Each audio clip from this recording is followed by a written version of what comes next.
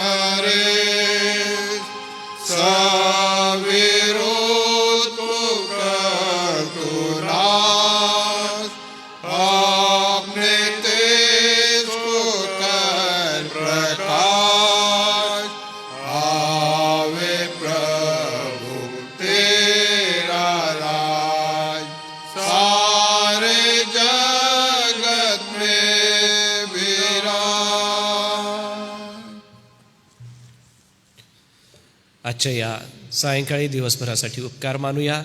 आज जे सायंकाळचं मनन आहे ते सन्मान्य रेव्हरंड LP वळवी पाळक साहेब यांच्याकडून आहे. येणाऱ्या वचनासाठी आपण प्रार्थना करू. आमच्या दयाळू प्रभू, तू सकाळपासून आम्हाला सांभाळलंच, प्रतिपाळ केला व जे जे काम प्रभू आम्ही हाती घेतलं त्या प्रत्येक कामामध्ये तू आम्हाला यश दिलंस व आमच्यासोबत तू होतास. आज दिवसाचा संपूर्ण गोषवारा करीत या सायंकाळी प्रभू तुझ्या चरणापाशी आम्ही येतो. आज तुझ्या प्रियदासासाठी आम्ही धन्यवाद देऊन प्रार्थना करतो. रेव्हरंड LP वळवी पाळक साहेबांकडून येणारं वचन प्रभू तू आम्हासाठी आशीर्वादित कर. जे आम्ही या ठिकाणी जमलोत व जे ऑनलाईन या सभेचा लाभ घेत आहेत, आम्हा सगळ्यांना याद्वारे नवा आशीर्वाद तू दे. बोलण्यासाठी पाळक साहेबांना तुझी शक्ती आणि बळ तू दे.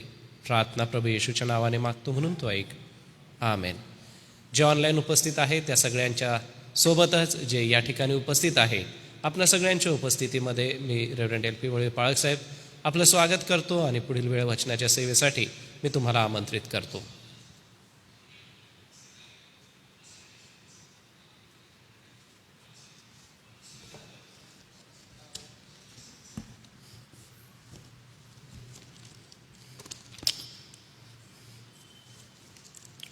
आजच्या मननासाठी पहिले करिंथकरास पत्र 3 अध्याय आणि 1 पासून तर 10 वचने आपण वाचूया. पहिले करिंथकरास पत्र याचा 3 अध्याय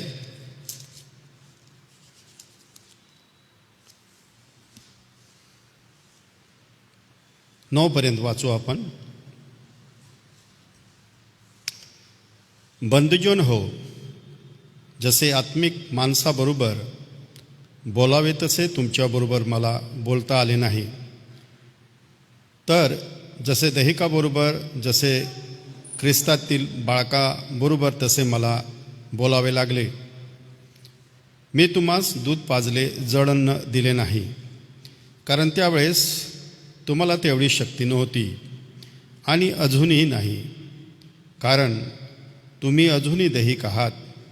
ज्या अर्थी तुमच्यामध्ये हेवा व कल आहेत, त्या अर्थी तुम्ही दैहिक आहात की नाही व मानवी रीतीने चालता की नाही. कारण जेव्हा एखादा म्हणतो मी पौलाचा, दुसरा म्हणतो मी अपोलोसाचा, तेव्हा तुम्ही मानवच आहात की नाही. अपोलोस कोण आणि पौल कोण? ज्याच्याद्वारे तुम्ही विश्वास ठेवला असे ते सेवक आहेत. ज्याला त्याला प्रभूने दिल्याप्रमाणे ते आहेत. मी लावले, अपोलोसाने पाणी घातले, पण देव वाढवित गेला. म्हणून लावणारा काही नाही आणि पाणी घालणारा ही काही नाही, तर वाढवणारा देव हाच काय, तो आहे. लावणारा व पाणी घालणारा हे एकच आहे, तरी प्रत्येकाला आपापल्या श्रमाप्रमाणे आपापली मजुरी मिळेल. कारण आम्ही देवाचे सहकारी आहोत.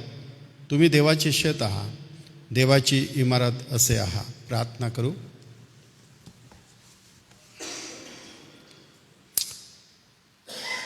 पवित्र आमच्या स्वर्गीय प्रेमळ पित्या, पुन्हा एकदा आम्ही तुझ्या पवित्र वचनाकडे येतो.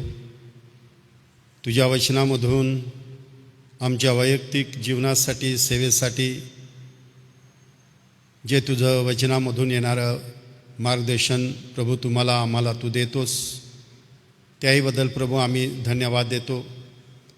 कारण आम्ही प्रभू देवाबरोबर काम करणारे असे तुझे निवडलेले सेवक आहोत आणि म्हणून प्रभू आम्ही धन्यवाद देतो. या सेवेचं रहस्य आम्ही समजून घेत असताना तू आपली स्वर्गीय कृपा पुरीव अशी मी प्रार्थना विनंती करतो. आज तुझी कृपा तुझ्या दासाला तू पुरीव. ऐकणारे सर्वांना या वचनाच्याद्वारे तू विशेष रीतीने आशीर्वाद दे. ही विनंती प्रभू येशूच्या नावात मागतो, म्हणून तू ऐक. आमेन. सेवा कार्याचा खरा दृष्टिकोन हा या विषयावर मी आज प्रभूच्या वचनामधून, देवाच्या वचनामधून जे विचार आहे ते आपण सर्वजण वाटून घेणार आहोत. पौल हा देवाचा सेवक करिंथ या ठिकाणी दुसऱ्या फेरीच्या वेळेस त्याचं सेवा कार्याचं आम्ही पाहतो की एक प्रभावी रीतीने सेवा संत पौलाच्या द्वारे झालेली आहे. हे एक शहर, त्याचा इतिहास फार मोठा आहे, जुना आहे आणि एक श्रीमंत आणि धनाढ्य असं शहर.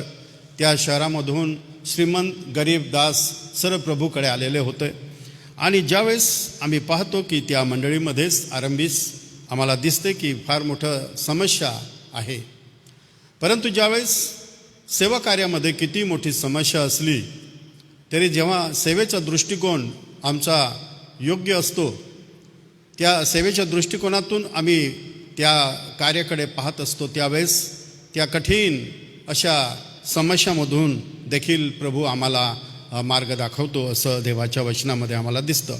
7 गोष्टी आम्ही पाहणार आहोत आणि या 7 गोष्टीमध्ये आत्मिक सेवेचा खरा दृष्टिकोन पाहत असताना संत पौल आमच्या जीवनामध्ये आम्हाला काय सांगायला जात आहे. तर पहिलं आहे सत्याचे शिक्षण देणारं.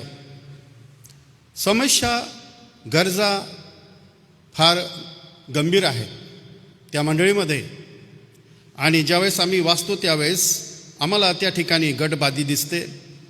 त्या ठिकाणी आम्हाला पाहायला भेटतं की पुष्कळ लोकांना आध्यात्मिक जीवनाचा खरा अनुभव आलेला नाही आणि दैहिकरित्या आपलं जीवन ते जगत आहे. जगाच्या राहटीप्रमाणे ते आपलं वर्तनक्रम जगत आहे, व्यवहार करत आहे, लोकांसंगती तसे व्यवहार ते करीत आहे. आणि यामुळे फार मोठी गंभीर समस्या आम्ही करिंथ या ठिकाणी मंडळीमध्ये पाहतो. आता या सर्व गोष्टी आम्हाला काय शिकवतात? मंडळामध्ये सर्वांचा आत्मिक विकास हा समान पातळीवर झालेला नसतो. काही लोकांच्या जीवनामध्ये आत्मिक विकास झालेला नसतो, दीर्घकाळ गेलेला असतो, तरी त्यांची आत्मिक जी मनोवृत्ती आहे ती बाल्यावस्थेमध्ये असते. आणि या ठिकाणी ते चित्र आम्हाला दिसतं. पुष्कळ लोक आत्मिक जीवनामध्ये अगदी बाल्यावस्थेमध्ये होते. आत्मिक गोष्टींचं रहस्य त्यांना कळलं नाही. आणि संत पावलाने ज्यावेळेस या ठिकाणी तो म्हणतो की या ठिकाणी जर आम्हाला प्रभूचं कार्य घडवायचं आहे प्रभावी रीतीने, या मंडळीला प्रभूच्या सत्यामध्ये उभं करायचं असेल तर त्या सत्याचं अगदी व्यवस्थित सुशिक्षण फार महत्त्वाचं आहे. आत्मिक दृष्टिकोन यामध्ये आम्ही पाहत असताना जर आम्हाला त्या मंडळीचा, त्या लोकांचा, गटाचा आम्हाला विकास करायचा आहे तर सत्याचं शिक्षण हे अतिशय महत्त्वाचं आहे. आजच्या मंडळीच्या जीवन कार्यामध्ये, सेवा कार्यामध्ये, आत्मिक वाढीमध्ये सत्याचं सुशिक्षण आम्ही पाहतो. पावलाच्या अनेक पत्रामधून त्याने ह्या गोष्टींचं अगदी स्पष्टीकरण त्याने दिलेलं आहे की सत्याचे शिक्षण देण्यासाठी आम्ही स्वतः सज्ज असले पाहिजे. आम्ही त्या सुशिक्षणामध्ये आम्ही स्वतःला तयार केलं पाहिजे आहे. आणि ज्यावेळेस या प्रभूच्या वचनामध्ये जेव्हा आम्ही या सत्यांचं आम्ही सराव करतो, आमच्या जीवनामध्ये ते आम्ही निर्माण करतो आणि आमच्या जीवनामधून त्या गोष्टी आम्ही समोर ठेवतो, तेव्हा निश्चितच कोणतीही मोठी समस्या असली तरी त्यामधून परमेश्वर मार्ग काढतो. अशा प्रकारे आम्हाला चित्र दिसतं. संत पावलाच्या जीवनाकडे आणि सेवेकडे आम्ही ज्यावेळेस पाहतो तेव्हा आम्हाला दिसत आहे अगदी गंभीर समस्येमधून त्याने मार्ग काढलेला आहे. फार मोठ्या कठीण समस्येमधून त्या मंडळीला त्याने सावरण्याचा प्रयत्न केलेला आहे. आणि अशा प्रकारे त्याच्या जीवनामध्ये त्याला समजलं की सत्याचं सुशिक्षण ही पहिली गोष्ट आत्मिक दृष्टिकोनातून सेवा कार्यामध्ये सगळ्यात महत्त्वाची पहिली पायरी आहे. सुशिक्षण जे वचनाला धरून आहे, जे वचनाचं सत्य आहे, ते वचनाच्या सत्यानुसार त्या लोकांना त्यामध्ये घडवणं. मग समय किती लागो, किती समय जाओ, परंतु वचनाचं सत्य त्या लोकांमध्ये आम्ही ठेवलंच पाहिजे आहे. शेवटी देवाचं वचनच काम करतं आहे. मानवाची कौशल्य, माणसाचं वक्तृत्व किंवा माणसाची बुद्धिमत्ता ही आवश्यक जरी असली तरी परमेश्वराचं सत्य वचन हेच माणसाच्या जीवनामध्ये आकार देतं, माणसांना घडवतं, माणसांना त्यांचं पुनरुज्जीवन करतं, असं देवाच्या वचनामध्ये आम्ही पाहतो. आता दृष्टिकोनामध्ये आम्ही पाहत असताना दुसरी गोष्ट संत पौल काय म्हणतो, एका बागेमध्ये काम करणाऱ्या माळ्याप्रमाणे दृष्टिकोन आम्ही नवीन करारामध्ये पाहतो. येशू ख्रिस्त काय म्हणतो, माझा बाप माळी आहे. एका माळ्याप्रमाणे जी एक त्या बागेची मशागत करणं आणि प्रत्येक ज्या लावलेल्या रोपाचं संगोपन करणं, याप्रमाणे आम्ही चित्र पाहतो की एक संत पावलाच्या जीवनामध्ये दुसरा दृष्टिकोन आहे बगीचाच्या माळ्याप्रमाणे. हे एक चित्र पहिलं आम्ही पाहिलं, सत्याचं सुशिक्षण देणं हा एक त्याचा दृष्टिकोन होता.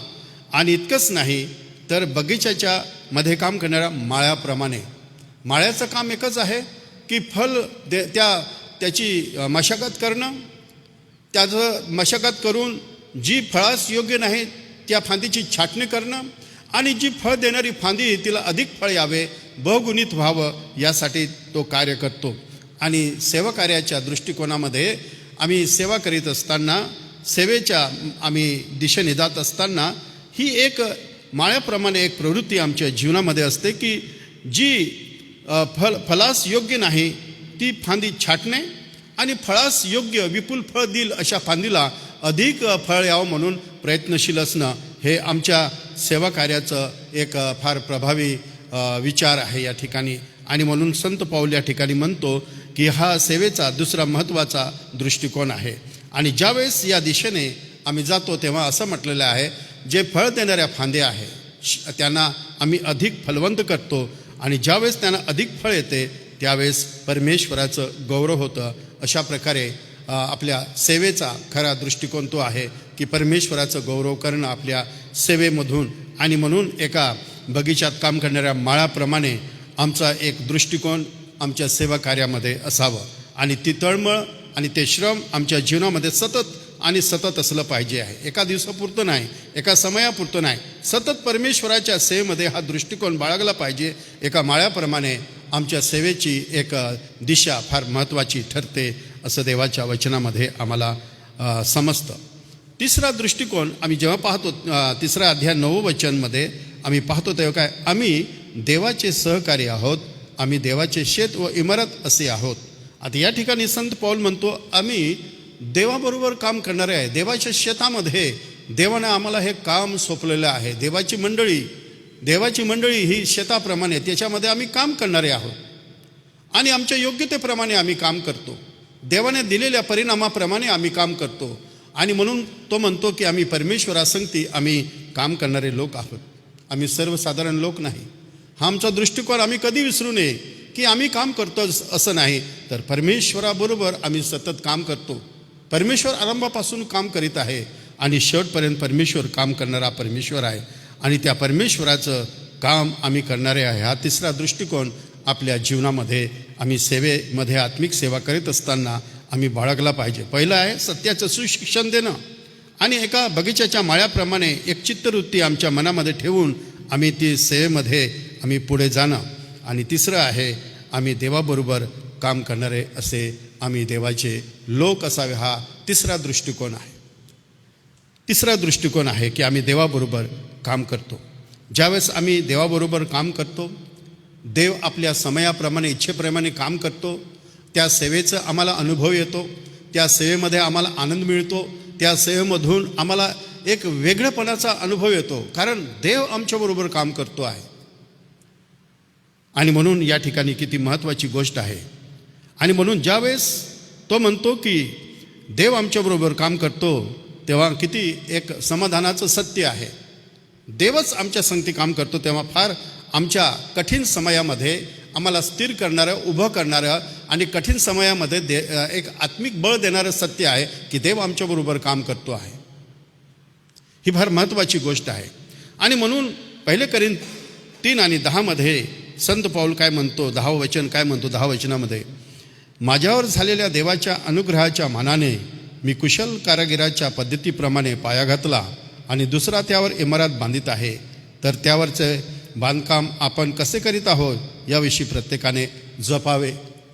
संत पावलाने जी सेवा कार्य केलेलं आहे त्याची कार्यकुशलता, त्याची सेवेची कार्यपद्धती, त्याच्या सेवेमध्ये असलेली तळमळ आणि ख्रिस्ताचा कळवळा याने भरून त्याची जी सेवा आहे त्यांनी असं म्हटलं, मी कुशल कारागिराप्रमाणे मी काम केलेलं आहे. आता सुरुवातीलाच आम्ही जेव्हा पाहतो तो म्हणतो, मी तुमच्या संगती कसं बोललो, तुमची आध्यात्मिक वाढ एका बालकासारखी मनोवृत्ती, तुमचा आत्मिक विकास झाला नाही म्हणून तुम्हाला मी ते जडाने दिलं नाही, कारण तुमची पचनक्रिया त्याप्रमाणे योग्य नव्हती.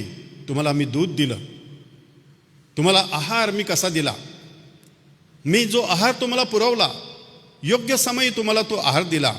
परंतु दुःख एवढंच वाटतं की या समयापर्यंत तुम्ही पोक्त बनायला पाहिजे होता, पण तुम्ही पोक्त बनला नाही.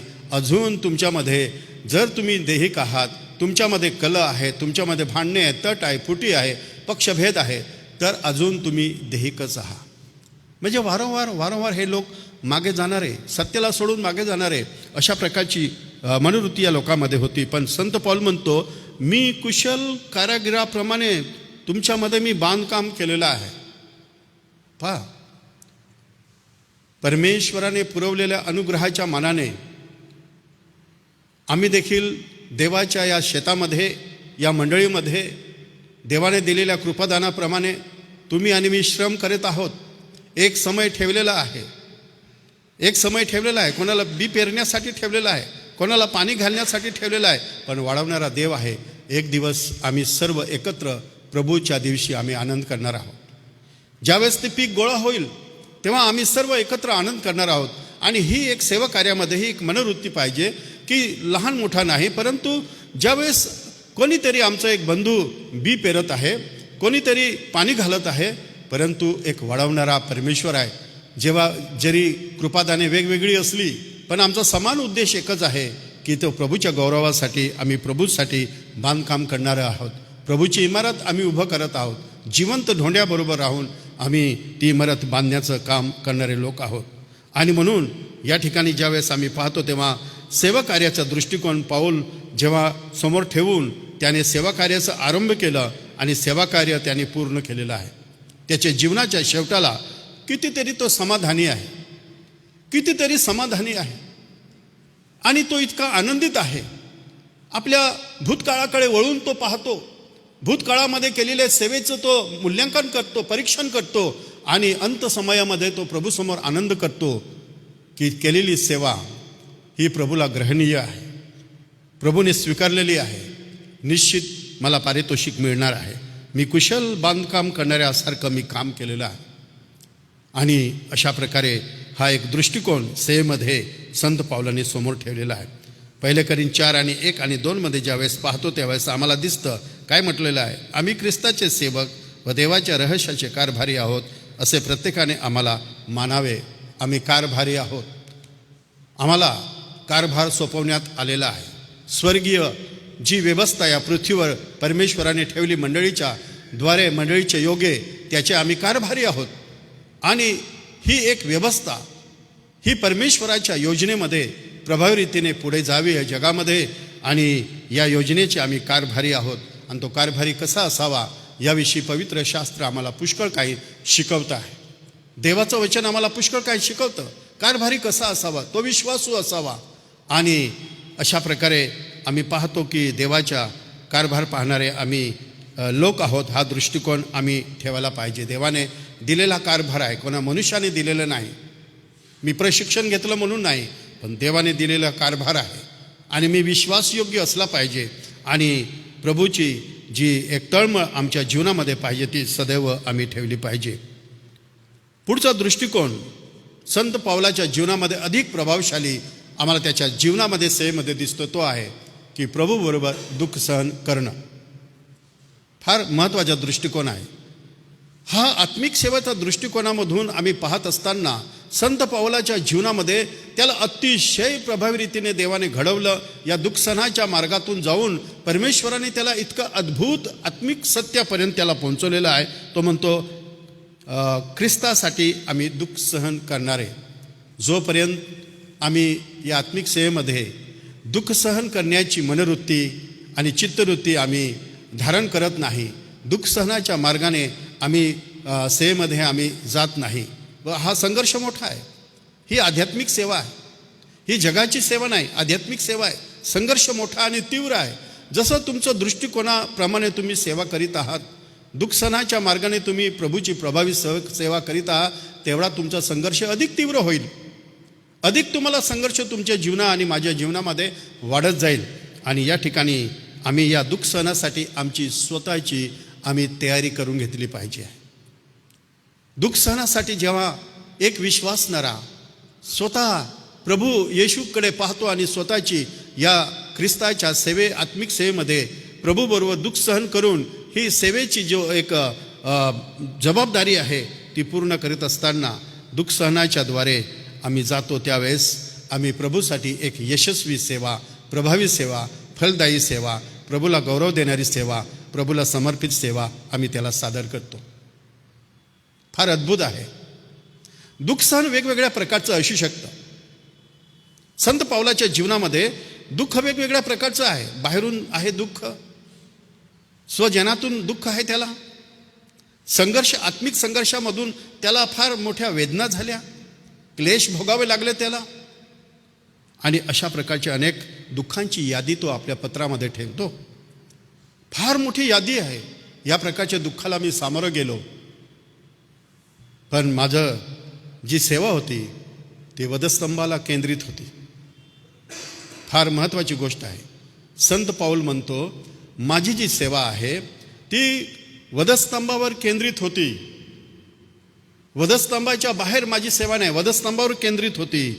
आणि त्या वधस्तंभावर खेळणाऱ्या ख्रिस्ता समान मी दुःख सहन करून ही ख्रिस्ताची सेवा मी पुढे केलेली आहे. आणि सातवा जो शेवटला दृष्टिकोन सांगून मी बंद करणार आहे, ही एक रूपरेषा समान आहे की त्याच्यावर आम्ही सखोल विचार करू शकतो. आपल्यामध्ये जयकर पाळक साहेब आहे, ते अगदी सखोल रीतीने याबद्दल आपल्याला ते शिकवतात की हे जे सेवेचे दृष्टिकोन संत पावलाने या वचनामध्ये ठेवलेले आहे, याच्यावर आपण सुशिक्षणाबद्दल बरेचदा त्यांच्याकडून आपण ऐकलेलं आहे. आणि आम्ही या 7 गोष्टी मी आज आपल्या सेवाकार्यामध्ये पावलाचं जे दृष्टिकोन होते मी समोर ठेवत असताना, सत्याचे सुशिक्षण देणारे, बगीच्यामध्ये काम करणाऱ्या माळ्याप्रमाणे देवाबरोबर काम करणारे, कुशल बांधकाम करणारे आणि कारभार पाहणारे आम्ही कारभारी आहोत आणि ख्रिस्तासाठी दुःख सहन करणारे. आणि शेवटलं जे आहे की आम्ही शिस्तीचा अंमल चालवणारे आहे. प्रभूची सेवा शिस्तीने होते, शिस्तबद्ध रीतीने परमेश्वराची सेवा होते. आम्ही पाहतो 4 आणि 18 आणि 19 आम्ही पाहतो काय आहे देवाचं वचन. 18 ते 21 आम्ही पाहतो काय म्हटलेलं आहे. मी तुम्हाकडे येत नाही असे समजून कित्येक फुगले आहेत, तरी प्रभूची इच्छा असली तर मी तुमच्याकडे लवकरच येईन. तेव्हा फुगलेल्यांच्या बोलण्याकडे पाहणार नाही, तर त्यांच्या सामर्थ्याकडे पाहीन. कारण देवाचे राज्य बोलण्यात नाही पण सामर्थ्यामध्ये आहे. तुमची काय इच्छा आहे? मी तुम्हाकडे काठी घेऊन यावे किंवा प्रीतीने व सौम्यच्या भावनेने यावे? शिस्तीचा अंमल चालवणारे देखील आहोत. संत पावलाला समजलं सेवेमध्ये की काही लोक बेशिस्त वागत आहे, सत्यापासून दूर जात आहे, दैहिक प्रवृत्तीने ते फुगलेले आहेत आणि अशा गोष्टी आहे. तर काही ठिकाणी पावलाने काठी वापरलेली आहे. त्याने शिस्त आणि आत्मिक अधिकाराचा वापर केलेला आहे. जेव्हा आम्ही मंडळीमध्ये सेवा करीत असताना पुष्कळदा आम्ही आत्मिक पुढारी म्हणून आम्हाला आत्मिक अधिकाराचा वापर करावा लागतो. कठोर जातं, पुष्कळदा कठीण जातं. मंडळीला आत्मिक शिस्त लावत असताना पुष्कळदा कठीण जातं. परंतु आमच्या सेवेचा हा एक दृष्टिकोन आणि अविभाज्य घटक आहे. ह्या गोष्टी आम्ही ज्यावेळेस करतो, माझ्या संपूर्ण जास्त सेवा काळ माझं धानोरे या मंडळीमध्ये जवळजवळ 25 वर्ष केलेलं आहे. काही गोष्टी शिस्त लावत असताना मला 4-4, 5-5 वर्ष लागले. फार विरोध पण झाला. परंतु ज्यावेळेस त्या गोष्टीमधून ते लोक बाहेर आले तेव्हा मला फार मोठं समाधान वाटलं. कठोर व्हावं पुष्कळ नाराज होतील हे धोका पण आम्हाला पत्करावा लागतो. पण त्यांचं आत्मिक वाढीसाठी, आत्मिक शिस्तीसाठी देवाच्या या आत्मिक सेवेच्या दृष्टिकोनामधून आमची पावले पडत असताना पुष्कळदा या गोष्टीचा पण आम्हाला विचार करावा लागतो. आणि म्हणून एक मेंढपाळ होता आणि ज्यावेळेस सुंदर मेंढरांचा कळप फिरत होता आणि त्यामध्ये एक गुबगुबीत मेंढरू होतं आणि ते मेंढरू लंगडत असताना पाहिलं आणि मी विचारलं त्याला, त्या माणसाने विचारलं, इतकं सुंदर मेंढरू आहे, गुबगुबीत आहे आणि हे लंगडत का आहे? तेव्हा त्या मेंढपाळाने काय सांगितलं, हे जन्मापासून हे आंधळं आहे आणि बहिरं पण आहे, पण याला दूर जाऊन चरायची सवय होती आणि मला धोका होता की कधीही लांडग्यांच्या किंवा शत्रूंच्या हाती पडून याचा फडसा उडेल, याचा नाश होईल, म्हणून याचा पाय मीच मोडला आहे. मोडताना मला क्लेश झाले, परंतु मला समाधान आहे, ते आता कळपामध्ये आहे. आत्मिक स्थितीचा अंमल करताना पुष्कळदा आम्हाला या गोष्टी कराव्या लागतात. कारण सगळ्यांच्यावरती परमेश्वराची मंडळी आहे आणि या सर्व गोष्टीमधून आम्ही मनन करू, अगदी सखोल याच्यावर विचार करू. ही एक प्रस्तावना आहे, ही एक रूपरेषा आहे. देवबाप या वचनाच्या द्वारे आशीर्वाद देव.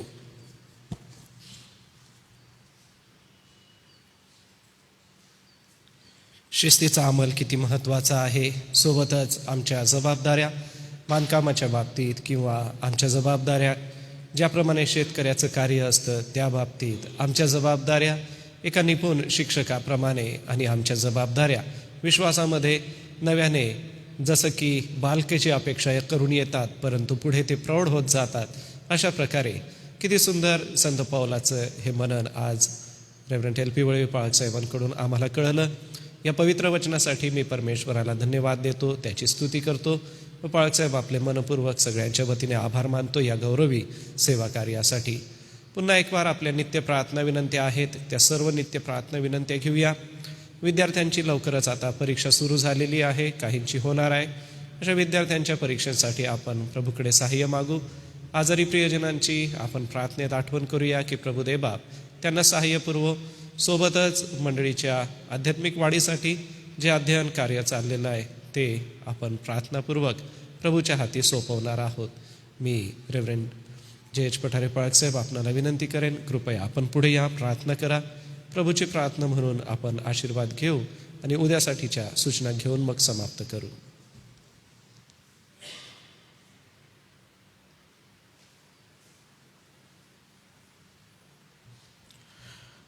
प्रार्थना करू आपण.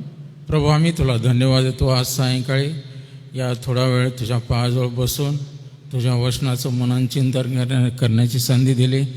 आणि प्रभू, तुझ्या दासाच्या द्वारे जे वचन संत पौलाने आम्हाला दिलेलं आहे प्रभू, त्याचा सेवेचा दृष्टिकोन तू आमच्यासमोर ठेवलेला आहे.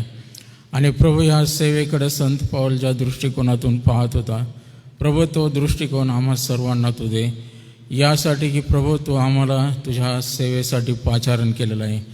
आणि म्हणून प्रभू, आम्ही सेवक या नात्याने आमचे विविध पैलू प्रभू, आम्ही माळ्याप्रमाणे त्या उत्कृष्ट कारागिराप्रमाणे बांधकाम करणारे, शेतामळ्यात काम करणारे, एवढंच नव्हे तर प्रभू, आम्ही देवाचे सहकारी असे दास आहोत. आम्ही प्रार्थना करतो की प्रभू, आमची निंदा, छळणूक, सर्व प्रकारच्या आपत्तीमधून जरी आम्हाला जावं लागलं तरी आम्ही आमचा दृष्टिकोन बदलू नये. तर प्रभू, आम्ही तुझ्यामध्ये स्थिर राहावं आणि प्रभू, दिलेलं काम, जबाबदारी विश्वासूपणे पार पडावी. म्हणून प्रभू, तू आम्हाला सर्वांना तुझी कृपाने अनुग्रह दे. तुझ्या दासाबद्दल धन्यवाद देतो. या वचनांबद्दल आम्ही तुझी स्तुती करतो. प्रभू, आज सायंकाळी आम्ही ह्याच्या आमच्या नित्याच्या विनंत्या आहेत त्या तुझ्यासमोर ठेवतो. जे आजारी लोक आहेत त्यांना तू आरोग्य दे. आणि जे नित्य प्रभू तुझ्या मंदिरात तुझे दास या प्रियांसाठी प्रार्थना करत आहे, स्वर्गातून ह्या सर्वांची प्रार्थना आहे आणि या सर्व आजारांना तू बरं कर. प्रभू, आम्ही प्रार्थना करतो. या दिवसांमध्ये परीक्षाचा काळ आहे आणि प्रभू, आम्ही 10वी 12वी त्याचप्रमाणे हायस्कूल, प्रायमरी आणि कॉलेजेसचे हे सर्व परीक्षा या महिन्यापासून सुरू होत आहेत.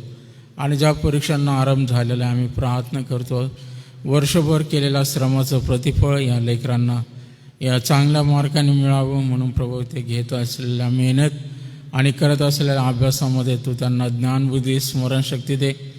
आणि प्रभू, जगी रीतीने प्रभू केवळ कॉपी करून पास होणं यापुरतं त्यांनी जगू नये, तर प्रभू त्यांनी मेहनत करावी आणि बुद्धिमत्तेमध्ये प्रभू त्यांनी वाढावं. म्हणून प्रभू, अभ्यासाची प्रत्येकाला करत असताना तुझी कृपा पुरव.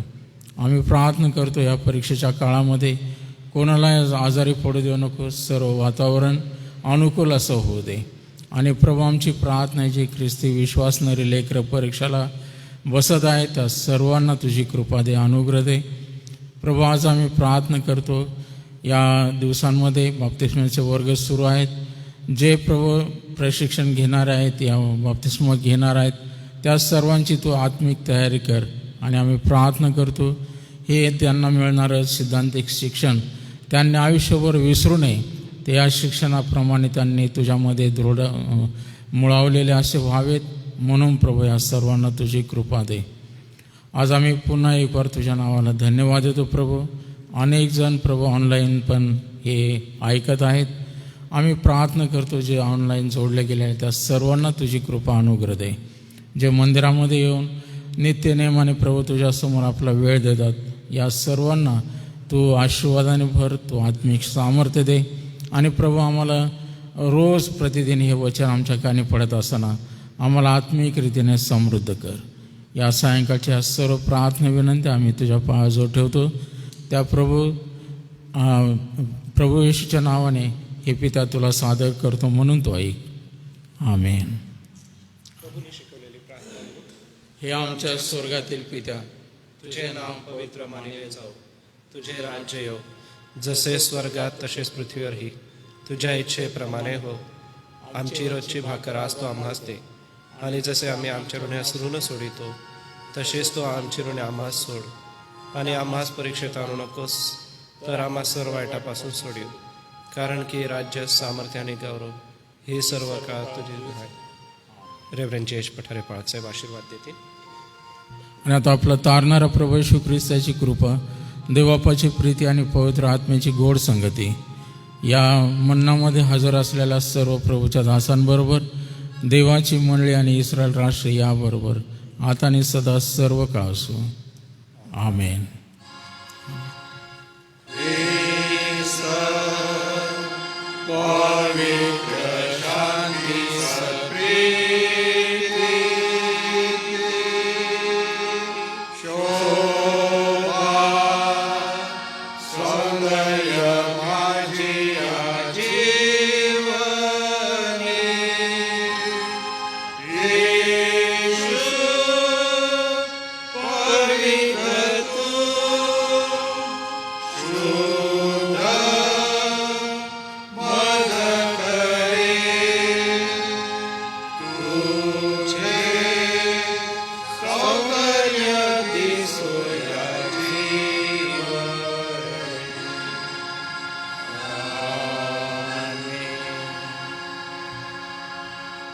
उद्या गुरुवार, उद्या सायंकाळचं जे मनन आहे ते सन्मान्य डॉक्टर रेव्हरेंड जी जयकर पाळकसाहेब यांच्याकडून आहे. सर्वांना प्रभू येशूच्या नावात सलाम.